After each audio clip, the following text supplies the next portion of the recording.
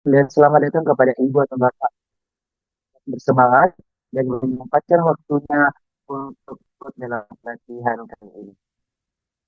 Baik, pelatihan kali ini diinisiasi oleh Rumah Merah Makassar untuk mendorong pertumbuhan pelaku UMKM yang lebih kreatif dan kompetitif. Tema pelatihan pada sesi ini adalah bagaimana pemasaran kreatif UMKM melalui konten digital. Dan tentunya sebelumnya, Bapak dan Ibu yang cantik dan ganteng, saya ingin memohon kesediaannya mengikuti seluruh rangkaian kegiatan pelatihan sampai selesai. Nanti ada sesi tanya juga, Bapak dan Ibu tolong berpartisipasi ya, supaya pelatihan kita ini makin seru. Dan saya ingatkan agar tidak melakukan tindakan jual beli selama pelatihan dan dijaga ketertibannya. Mohon Bapak dan Ibu sekalian yang mau tetap eksis mungkin bisa follow dan tag akun media sosial kita yaitu Rumah Bebek Makassar.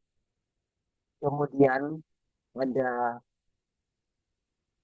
produk UMKM RB Makassar, kemudian ada internship Rumah RB Makassar, kemudian ada TikToknya juga yaitu Rumah.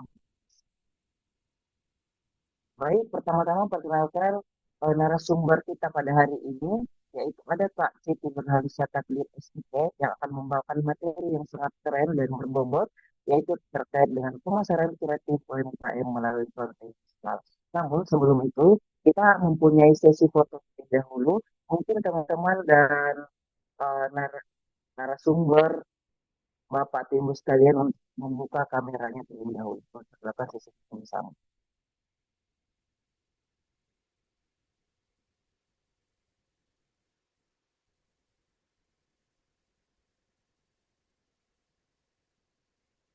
Boleh Ibu dan Bapak sekalian untuk mengaktifkan kameranya.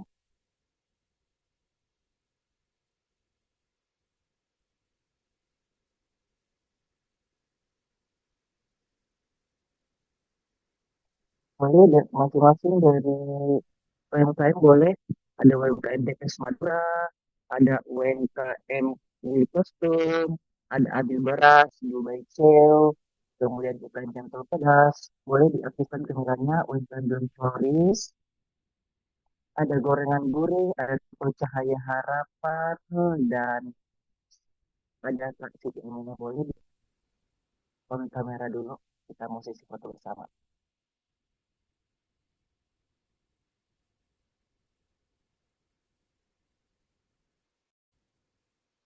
Di teman-teman dulu Bapak dan Ibu sekalian,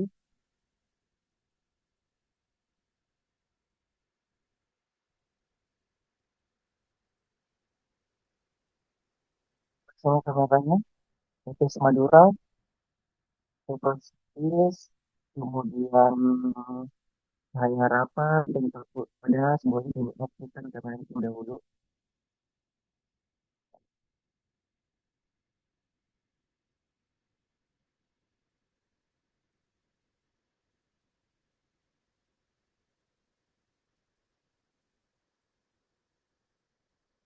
Untuk pose pertama, silakan teman-teman dan Bapak sekalian dan Ibu boleh di proses ini.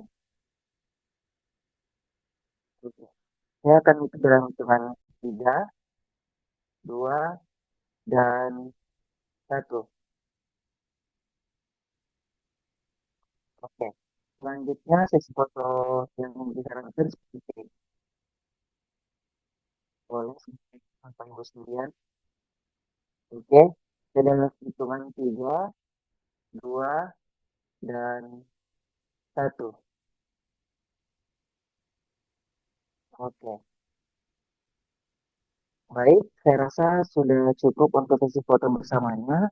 Selanjutnya, mari kita bersama-sama mendengarkan materi yang sangat luar biasa pada hari ini yang akan dibawakan oleh Siti Nurhalisa Takdir ST yang bagaimana tentang pemasaran umkm melalui konten digital. Dan itu saya persilahkan kepada narasumber. Halo, apakah suara saya terdengar?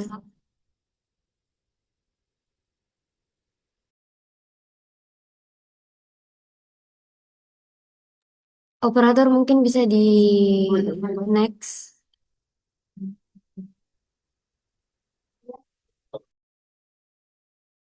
Balik ke pertama.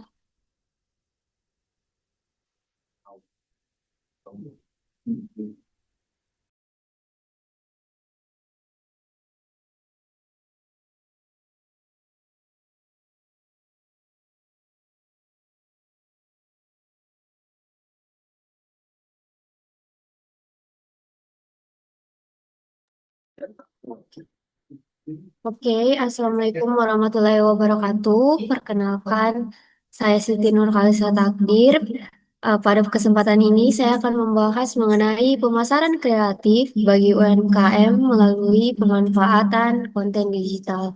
Nah, sebelumnya saya mau bilang kalau di era digital ini, tentunya perkembangan teknologi telah mengubah cara masyarakat mencari informasi, memilih produk, hingga melakukan pembelian. Oleh karena itu, saya memilih untuk mengangkat topik ini karena menurut saya penting bagi pelaku UMKM untuk memahami bagaimana memanfaatkan media digital sebagai sarana promosi dan pengembangan usaha.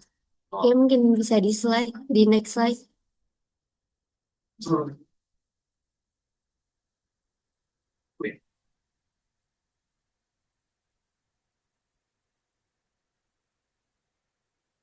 Oke, kenapa sih kita ngebahas soal topik ini pada sore hari ini? Nah, seperti tadi saya paparkan, perkembangan teknologi digital itu sudah mengubah pola konsumsi masyarakat. Yang saat ini itu banyak konsumen mencari informasi produk melalui media sosial, marketplace, maupun platform digital lainnya sebelum memutuskan untuk membeli. Nah, UMKM ini memiliki peran penting dalam perekonomian, namun masih banyak pelaku usaha yang melakukan promosi secara konvensional dan belum memanfaatkan potensi media digital secara maksimal. Nah, hal ini yang menyebabkan jangkauan pasar menjadi terbatas dan produk sulit bersaing dengan brand yang lebih aktif di platform digital. Padahal sebenarnya konten digital yang kreatif dan informatif itu dapat menjadi strategi pemasaran yang efektif dengan biaya yang relatif terjangkau. Oleh karena itu, pemahaman mengenai pemasaran digital menjadi sangat penting agar UMKM mampu meningkatkan daya saing dan memperluas pasar. Oke, mungkin bisa di next. Oke, jadi apa sih pemasaran digital itu? Nah, pemasaran digital ini merupakan kegiatan promosi produk atau jasa yang dilakukan melalui media berbasis digital seperti media sosial, website, ataupun marketplace lainnya. Namun, pemasaran digital tidak hanya berfokus pada penjualan semata nih, Bapak Ibu, lebih dari itu. Jadi, pemasaran digital juga bertujuan untuk membangun hubungan jangka panjang dengan konsumen melalui interaksi, komunikasi, dan kepercayaan. Dengan memanfaatkan media digital secara tepat, UMKM dapat menjangkau konsumen yang lebih luas tanpa harus mengeluarkan biaya promosi yang besar. Oke, mungkin bisa di next.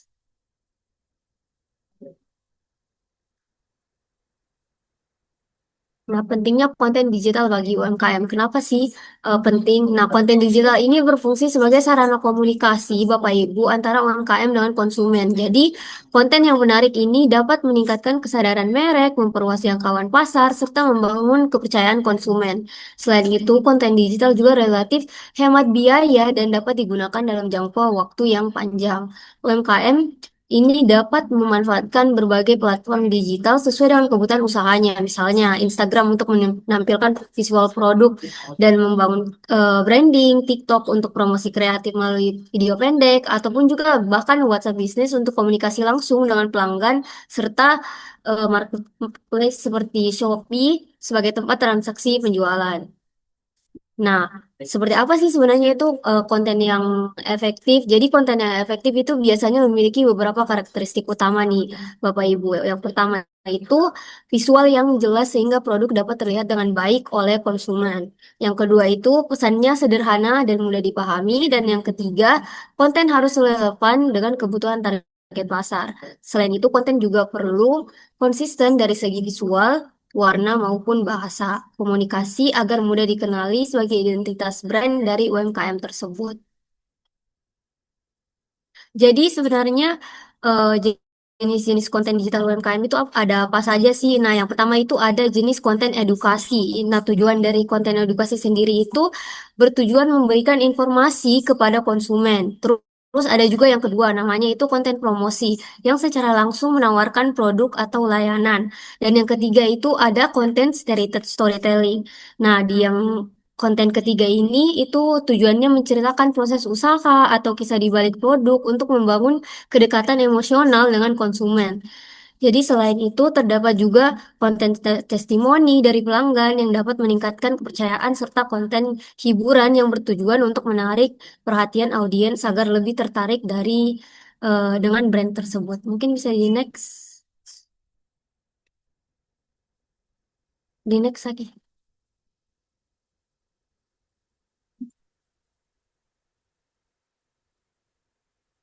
Oke. Nah, branding dan kreativitas. Jadi, apa sih sebenarnya branding itu? Branding itu merupakan identitas usaha yang membedakan suatu produk dengan pesaingnya. Branding ini dapat dibangun melalui penggunaan logo, warna, gaya visual, serta bahasa komunikasi yang konsisten. Kayak saya nih lagi bicara, pasti cara saya bicara ini berbeda dengan cara orang lain berbicara. Nah, itu adalah sebuah branding. Nah, branding yang kuat itu dapat meningkatkan kepercayaan konsumen sekaligus membangun loyalitas pelanggan. Dalam membuat konten digital, UMKM juga perlu memiliki strategi, salah satunya dengan menentukan target pasar dan tujuan konten terlebih dahulu. Setelah itu, UMKM dapat membuat kalender konten agar promosi dilakukan secara konsisten. Karena kalau mau FYP itu kita harus posting terus-menerus memang seperti itu Bapak Ibu. Nah, selain itu Bapak Ibu juga harus mengikuti tren agar dapat membantu meningkatkan jangkauan konten selama tetap relevan dengan produk dan identitas brand. Tapi gimana sih sebenarnya buat konten, tapi kontennya yang gak ribet, cuma sederhana. Nah, pembuatan konten digital sebenarnya itu tidak memerlukan peralatan yang mahal ya, Bapak Ibu. UMKM dapat memanfaatkan kamera ponsel, pencahayaan alami, serta berbagai aplikasi gratis untuk menghasilkan konten yang menarik. Contohnya itu bisa pakai CapCut atau InShot. Itu gratis, Bapak Ibu. Nah, hal yang paling penting juga itu adalah memastikan produk itu terlihat jelas dan pesan yang ingin disampaikan kepada konsumen itu dapat dipahami dengan baik. Dengan kreativitas dan konsistensi, konten sederhana pun tentunya dapat memberikan dampak yang besar terhadap promosi usaha. Seperti yang tadi saya jelaskan, kalau misalkan Bapak Ibu ini sering nge-upload di TikTok, pastinya lama-kelamaan itu insya Allah pasti bisa FYP. Kalau misalkan cuma post satu kali seminggu, nah itu em, algoritmanya itu bakal sulit sampai ke akun Bapak Ibu. Jadi memang harus sering upload. Mungkin bisa di next.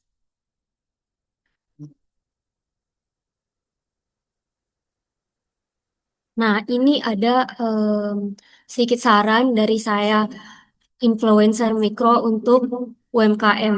Jadi biasanya kalau kita dengar influencer itu pasti mikirnya followersnya langsung 500.000. Banyak banget, pasti endorse-nya itu mahal. Nah, sebenarnya influencer itu juga dibagi-bagi. Jadi ada yang namanya influencer mikro. Jadi salah satu strategi pemasaran digital yang dapat dimanfaatkan oleh UMKM adalah bekerja sama dengan influencer influencer mikro ini. Jadi influencer mikro itu merupakan individu yang memiliki jumlah pengikut yang tidak terlalu besar, namun memiliki tingkat interaksi yang tinggi dengan audiens. Bagi UMKM, influencer mikro ini sangat cocok karena biaya promosinya lebih terjangkau dan audiensnya biasanya lebih loyal serta percaya terhadap rekomendasi yang diberikan karena brandingnya mereka ini masih kecil jadi yang ngikutin juga itu bakal percaya karena nggak mungkin dibayarnya banyak-banyak seperti yang saya chat ini. Dia itu followersnya ada sekitar 19.000. Nah, ternyata 19.000 itu kalau kita mau endorse dia itu 100.000 udah cukup sebenarnya. Dikasih barangnya, terus dibayar 100.000 itu sudah bisa dipromosikan oleh Kak Janet ini di TikTok.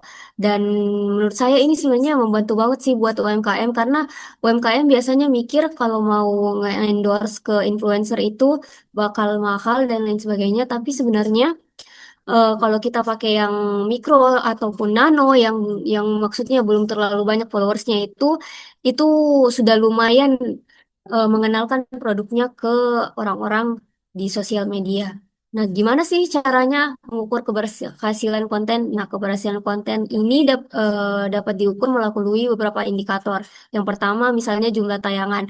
Nah, Bapak Ibu, saya sudah search soal Janet ini, yang nonton ini bahkan sampai ratusan ribu, yang save itu ada ratusan. Jadi kita bayar 100.000, kita kasih produknya, itu kita sudah dipromosikan. Dan ini menurut saya jarang sekali dipromosikan dan diberitahukan kepada pihak-pihak UMKM, padahal sebenarnya influencer mikro dan influencer nano ini berpengaruh sekali juga karena dia nantinya walaupun kita tidak membayar banyak, dia sudah memberikan kita efek. Kita sudah namanya sudah ditahu oleh followers mereka, dan seperti yang saya jelaskan tadi, walaupun followers mereka kecil itu seperti bagaimana ya bilangnya, quality over quantity. Nah, makanya banyak influencer besar yang kurang dipercaya karena endorse-nya besar, mahal, jadi diterima aja. Sedangkan kalau misalkan influencer kecil itu hubungan mereka dengan followersnya itu lebih dekat.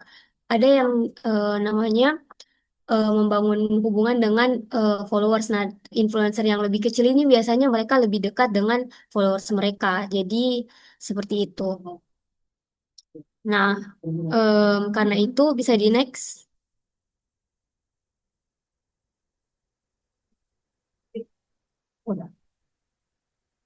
Oke, jadi karena itu sebagai kesimpulan dari penjelasan saya, pemasaran kreatif itu melalui konten digital merupakan strategi yang sangat penting bagi UMKM di era digital. Saat ini kreativitas, konsistensi, serta pemahaman terhadap target pasar menjadi kunci utama keberhasilan dalam menjalankan pemasaran digital.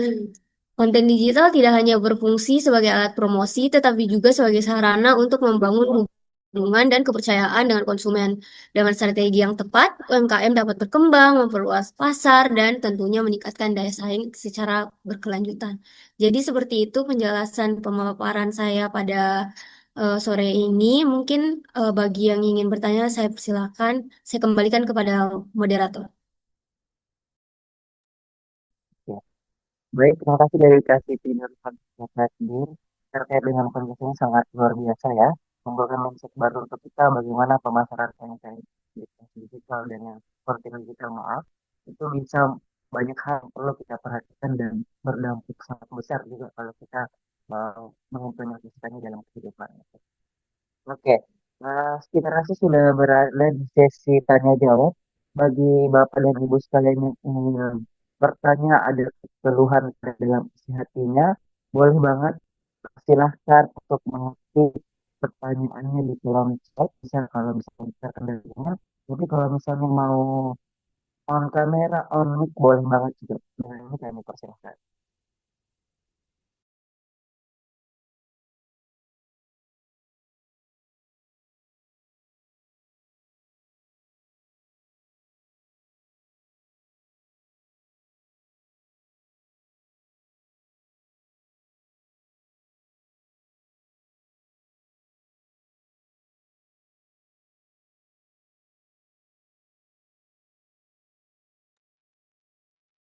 Nah, sambil gitu kita sambil menunggu pertanyaan dari narasumber dari Bapak Ibu UMKM Kak. Mungkin bisa kita bahas tentang gimana sih sebenarnya apakah sosial media itu bisa betul-betul menjadi suatu hal yang berdampak positif untuk konten digital kita atau misalnya tergantung dari algoritma dan lain sebagainya.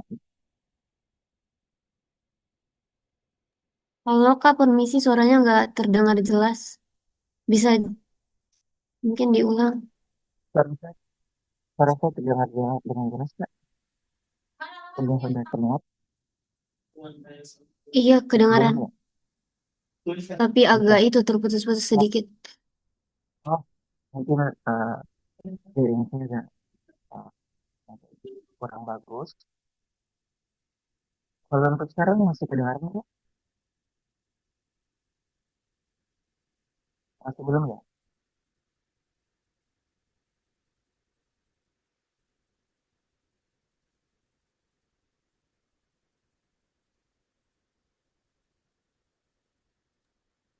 Kayaknya ada yang Oh, bertanya, ini Kak, di chat Ibu Siti Aminah.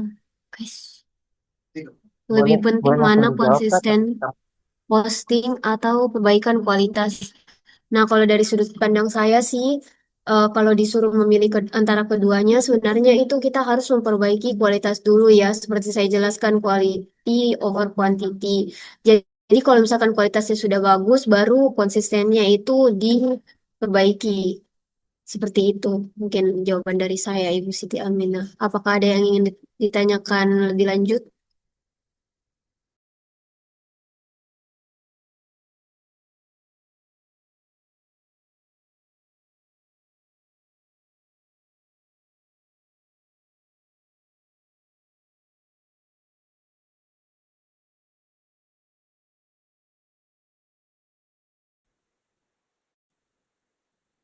Oh iya, saya juga mau sedikit menambahkan karena tadi saya sempat jelaskan kalau misalkan kita mau promosi misalkan di TikTok itu kita mesti posting selalu, bukan cuma sekali seminggu. Namun kalau misalkan kontennya itu kurang berkualitas, tentu saja algoritmanya itu nggak sampai juga karena nggak bakal dinonton sama orang. Jadi ya step pertama kita itu memang harus memperbaiki kualitasnya dulu. Kalau misalkan kualitasnya udah baik, nah itu kita bisa move ke konsistennya dengan postingnya misalkan dalam seminggu itu postingnya 3 kali atau 4 kali seperti itu Bapak Ibu.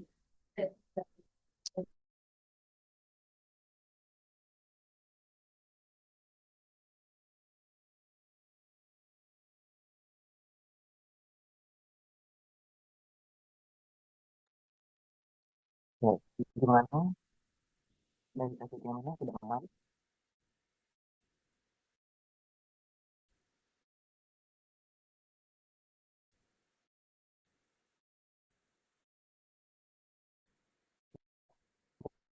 Sudah aman ya. Selanjutnya mungkin Bapak dan Ibu sekalian, apakah ada yang ingin ditanyakan terkait dengan materi yang Bapak yang tentang tentang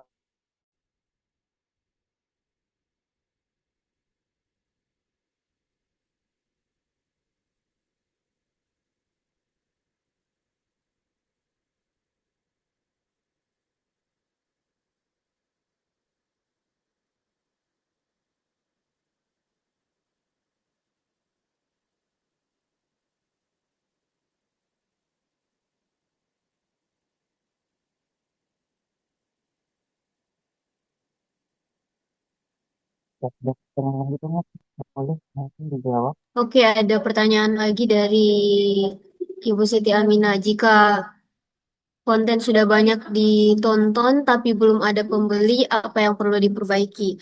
Nah, menurut saya, kalau misalkan kontennya itu sudah banyak ditonton tapi pembelinya itu belum ada, mungkin itu dikarenakan kontennya itu belum cukup menarik. Jadi algoritma di TikTok itu kan memang kalau misalkan kalau sudah sering post itu pasti bakal banyak yang nonton. Tapi kalau misalkan tetap tidak menarik cara promosinya dan cara seperti yang saya jelaskan harus produknya itu yang menjadi center. Tapi kalau misalkan produknya tersebut belum cukup menarik di mata konsumen, tentunya itu yang perlu diperbaiki, Bapak Ibu.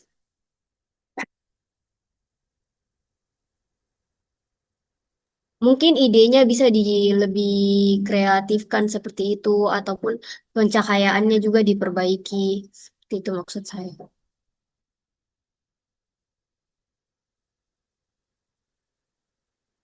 Ya, baik, terima Oke, kasih sama-sama Ibu. Mbak.